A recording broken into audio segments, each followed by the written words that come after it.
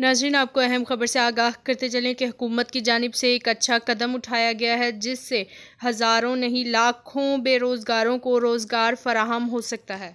आपको यहाँ पर ख़बर देते चलें कि फैक्ट्रियों के क़याम पर पाबंदी जो आयद थी वो ख़त्म कर दी गई है, जिससे लाखों लोगों के लिए रोज़गार के मौक़े पैदा होंगे।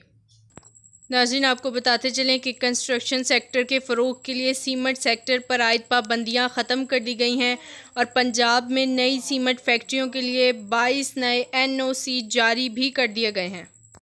वज़ीर आला उस्मान बुज़दार ने मज़ीद बताया कि गुज़श्ता 3 साल में 10 सीमेंट प्लांट की तनसीब के लिए NOC जारी हो चुके हैं। पंजाब में सीमेंट प्लांट की तनसीब के लिए मज़ीद NOC के इजराह का अमल जारी कर दिया गया है। लाखों बेरोज़गारों को रोज़गार फराहम आएगा। ये थी अब तक की लोकल व्यूज़ ताज़ा तरीन। मज़ीद किसी भी अपडेट से बाखबर रहने के लिए हमारे चैनल लोकल व्यूज़ TV को ज़रूर सब्सक्राइब करें।